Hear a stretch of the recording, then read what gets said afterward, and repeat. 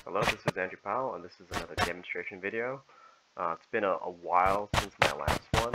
I've been posting a whole lot more on Twitter, just really quick videos and really quick updates. But decided to but to also return to the YouTube format in addition to the Twitter videos.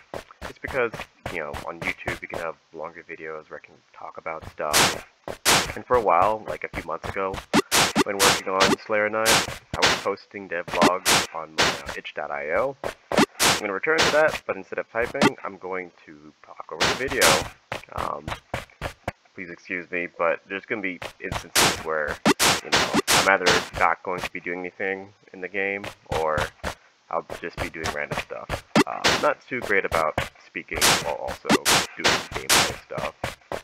But, alright, so I have a few points here. So I decided, after speaking to a bunch of people, and, after really thinking about it over, I decided to kind of remake Slayer Knight, starting from the ground up. Stuff like sounds and graphics, that's going to remain the same. But a lot of the code is getting rewritten. Probably because I didn't really like a lot of the direction I was going with Slayer Knight. Plus, a lot of the internal systems are really messy. And there's more tools from Monogame Extended that I wanted to leverage. So, in case it wasn't already known, I'm using Monogame to develop Slayer Knight. Monogame is primarily just programming. I use Visual Studios. I think that's the default that most people can use when writing C# other Monogame games. But there's a library called Monogame Extended where you could leverage a lot of useful tools to kind of enhance the capabilities of Monogame. So before, I think the most I was leveraging from Monogame Extended was the animations and some of the internal types. Really, I was barely using it, not as much as I should have. Now I'm using their tiled library. I'm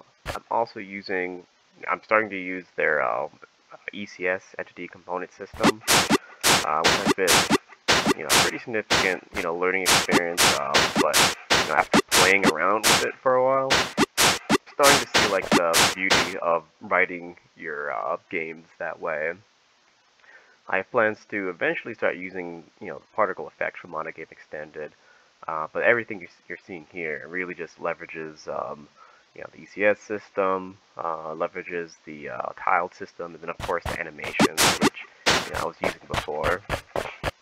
But just to kind of talk about what's happening on the screen, so one of the few things that I've been working on, well, I guess one of the many things I've been working on is like the physics system.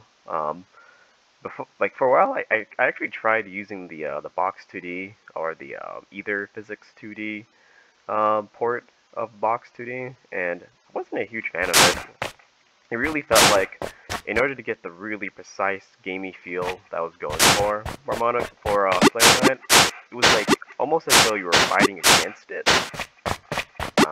So I don't know. I kind of went back and just wrote my own physics system, so I can get the game to feel exactly how I want it to feel. Currently, there's nothing much going on. I just have like the physics stuff in. I've been working on the sound system. I'm planning on doing more with the physics. Well, specifically, I want to have some degree of moving platforms, which I'll work on next. A lot of polish is still kind of needed. I really would like to kind of make the sounds better, but I don't really do sounds, so that's going to be a work in progress. But yeah, everything that I've worked on, I'm basically going to redo from the ground up. One of the major directions that I want to take the game now that I'm redoing it is give more sense of like freedom to get around and get your enemies, kill them as quickly as possible. I also want to make sure that you get the same sense when dealing with the enemy encounters. Take for instance, say that you have a fire mage up there. So for those who are not already familiar, one of my enemy types in Slayer Knight is the fire mage, where off screen, he'll like summon, blasts of fire to kill you, right? And you need to figure out how to get to him. And for the most part, there wasn't like a lot of different options for that. You just have to get to him going down like the one path. But one thing that I hope to achieve is, having more freedom of movement. You can maybe have multiple different paths to get to him. I also want to have a more in-depth power-up system. So in the OG Slayer Knight, the only buffs that were really available was like increasing your max HP, and then also increasing the damage on your sword. There are different ways you could attack, right?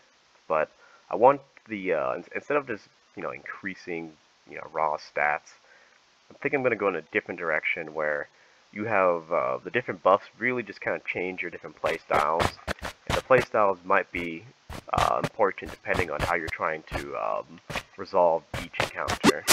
Like going back to the fire mage, when you get close to it, it's like a flamethrower attack, right? Which just kind of burns continuously. You can't really dodge through it. I plan to have a shield buff that you get, where upon activation, if you get hit, your shield will take the damage and you don't lose the HP. Alternatively, though, you can get a projectile or spear buff, where you only can have one buff at a time, but the spear allows you to throw like a projectile.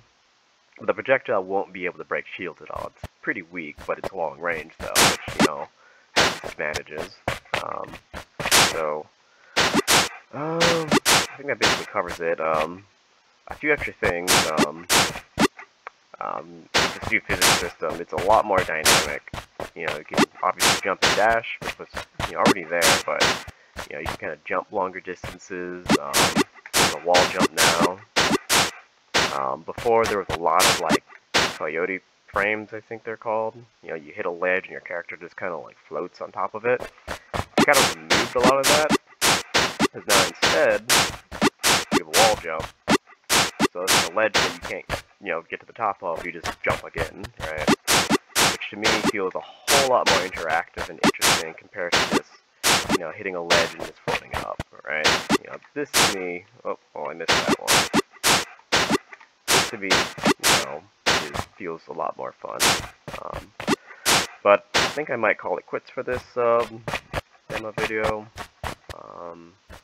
I did write down like all the points I wanted to talk about, but I am not good about being coherent, and this is really just my one take, and I really don't have any intention on doing multiple takes. So, as the demo videos keep going, the devlogs keep going, they'll get better. And I guess thanks to those who took the time to listen. Adios.